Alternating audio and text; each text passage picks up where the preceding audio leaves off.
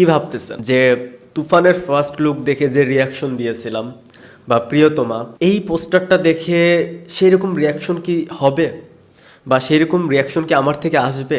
যদি এটা ভেবে থাকেন তাহলে পুরোটাই ভুল ভেবেছেন। কারণ একটা বিলো এভারেজ পোস্টারকে ভালো বলার স্বভাব আগেও ছিল না, এখনও নেই। বহুল প্রতীক্ষিত সিনেমা প্রিন্স, যেটার মোশন পোস্টার একটু আগে ড্রপ করে, এই সিনেমাটাকে ঘিরে প্রথম থেকে দর্শকদের এক্সপেকটেশন, ফ্যান বেসদের এক্সপেকটেশন অনেক অনেক বেশি ছিল, ইভেন আমারও ছিল। বাট ধীরে ধীরে যখন এই সিনেমার শুটিং ডেট পিছিয়ে যায় বা এই যে ফার্স্ট লুক আসার কথা যে ডেটে সেই টাইমে আসে না, এই এই বিষয়গুলোর কারণে একটু এক্সপেকটেশন কমে যায়। এরপরেও ভাবলাম যে একটু অপেক্ষা করি, মোশন পোস্টার বা ফার্স্ট লুক যেটাই আসুক সেটা আগে দেখি, এরপরে না হয় ভিডিও বানাবো। এই যে পোস্টারটা, এই মোশন পোস্টারটা নিয়ে যদি বলি, প্রথমত শাকিব খানের লুকে তো নতুনত্ব নেই, এটা আমরা আগে থেকেই জানি, কারণ এটার একটা লিকড ফটো আমরা দেখি, সেখান থেকে আমরা লুকটা আইডিয়া করি যে এরকম লুক আমরা তাকে প্রিয়তমাই দেখেছি বা তুফানেও দেখেছি। সো লুকের দিক থেকে কোনো পরিবর্তন আসবে না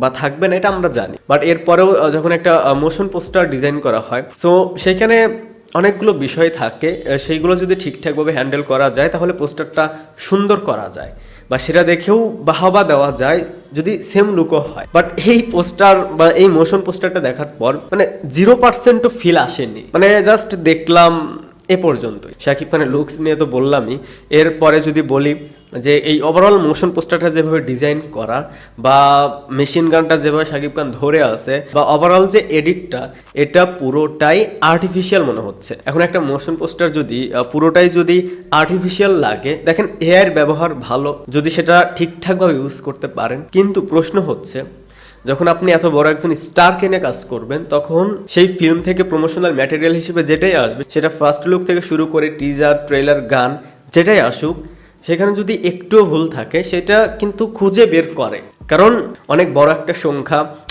তার সিনেমার জন্য অপেক্ষায় থাকে। তো সেখান থেকে যদি ছোট ছোট ভুল থাকে সেগুলো কিন্তু চোখে পড়ে যায়। ফটোটা তো কাট করে বসিয়েছে, সো দেখবেন যে চুলের এইখানে এটা বোঝা যাচ্ছে ফিনিশিংটা হয়নি। সো সময় নিলেন, সব কিছুই করলেন, এরপরেও এরকম একটা বিলো এভারেজ মোশন পোস্টার, এটা আসলে এক্সপেকটেশনে ছিল না। আচ্ছা, শাকিব খানের লুকস নিয়ে সবসময় প্রশংসা করি, বাট এক্ষেত্রেও সেটা হচ্ছে না। বললাম যে আমি দেখলাম কোনো ফিলই হলো না। আর এর আগের যদি আমার রিভিউগুলো দেখেন, সেটা তুফানের সময়, সেটা প্রিয়তমার সময় বা রিসেন্ট আরও যে কাজগুলো ছিল, আর যাই হোক এর যে বেটার একটা রিয়াকশন ছিল।